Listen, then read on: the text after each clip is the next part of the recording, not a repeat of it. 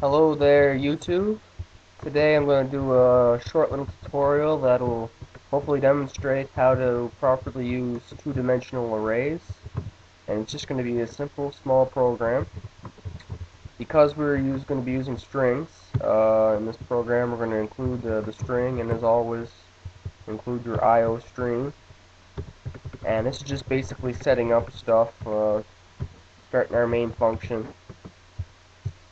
And we'll throw in a system pause in here just so the program doesn't run all the way through. We're using dev C++ to do this program. So to basically get it started, we're going to create our array, and it's just going to be names.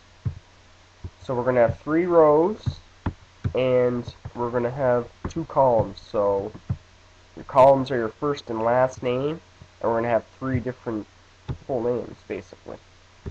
And the proper syntax on the right-hand side of the equals is put everything inside a set of curly braces, and each row has its own set of curly braces, and what you find inside those rows are the columns. So where we have the 2, that is the columns. So basically, Santa Claus is column 1, Santa's column 1, and Claus is column 2 of the first row. And for Solomon, that is the first column in the second row. Grundy's the second column in the second row, and so on. I'll knock this down here in a second just so you'll be able to see the third row.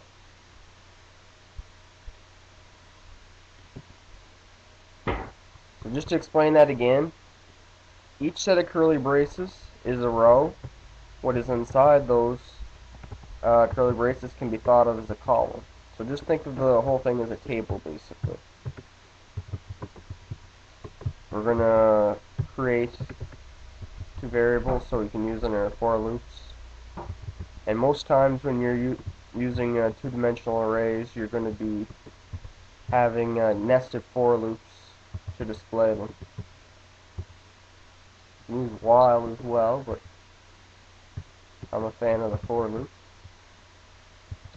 Because we have 3 rows, we want the for loop to run 3 times. Start it at 0 and run it while it's less than 3. If you don't understand that, basically in arrays, C++ starts counting at 0. So 0, 1, 2 is 3. So, and the column, since we have 2, we're gonna run it twice, 0 and 1. And the row C++ and call C++ is just another way of incrementing it by 1. If you don't do that, you'll get stuck in an infinite loop. And this is just wrapping up the program, really just to display what we've created. We're going to throw a carriage return in here at the end. So after each full name, that's full name's first and last name, we'll have an enter. So we'll want that in the outer for loop. Otherwise, we'll get it after each column. We want it after each row.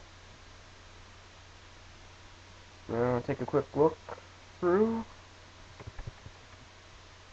Make sure you got all the semicolons in there. And hopefully this will run.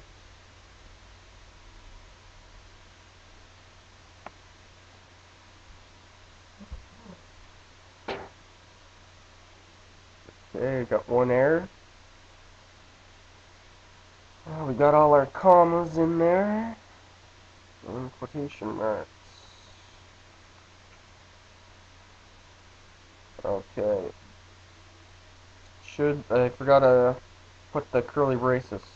The second set of curly braces. So you have to have all the rows enclosed in another set of curly braces. So you see 2 on the outside. And here's what we got when we display all of them. Santa Claus, Solomon Grundy, and Clark Kent. And that's just about it. I'll cover a little more on this later.